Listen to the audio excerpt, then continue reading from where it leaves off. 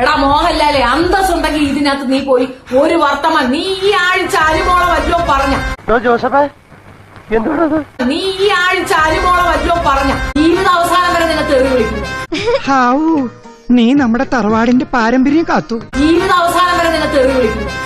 ഇവനെ അടിച്ചു പൊട്ടിക്കേണ്ട കഥയാണ് നടത്തുന്നത്. ഞാൻ മെന്റലാണെന്ന് തോന്നണ്ടായോ? ഒരിക്കലില്ല. അത് തനിക്ക് വിവരില്ലാഞ്ഞിട്ടാ. അവൻ എന്ത് തോന്നിവാസം കാണിക്കാന്നാണ് കുണുങ്ങി കുണുങ്ങി നടക്കുന്ന വയറൻ തൊമ്മ. ആ പറഞ്ഞവനെ ഇങ്ങോട്ട് വിളിച്ചോണ്ടാ അടിച്ചവന്റെ കർണക്കുട്ടി ഞാൻ പൊട്ടിക്കും. അടിച്ചു പൊട്ടിക്കാൻ ഈ നാറിയ പട്ടിക്കൊലയാടി മോളെ. പിന്നെ സ്വഭാവം കേട്ടിടത്തോളം അടിയായിരുന്നു ഭയങ്കര ടൈപ്പാ. ടവർ റോഡി പുറത്തു വന്നാൽ ഞങ്ങളുടെ എങ്ങനെ ഇയാഴത്ത് വന്ന ആ ടവർ റോഡി അറങ്ങി പൊട്ടിക്കും. അധികമൊന്നുമില്ല, 2-3 പിരി എവിടെ കളി കിടക്കുക.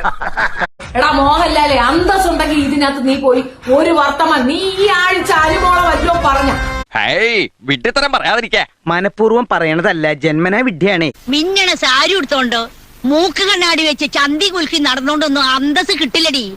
ആ ഗുണം ജനിക്കുമ്പോഴേ കിട്ടണം. അവൻ എന്ത് തോന്നിവാസം കാണിക്കാന്നാണ് കുണുങ്ങി കുണുങ്ങി നടക്കുന്ന വയറൻ തൊമ്മ. മതി ഗോപാലകൃഷ്ണ മതി, എനിക്കിപ്പോ അവരെ കാണണം, എനിക്ക് അവരോട് പ്രതികാരം ചെയ്യണം. പുറപ്പെട്. Okay bye. പോയിട്ട് വരാം.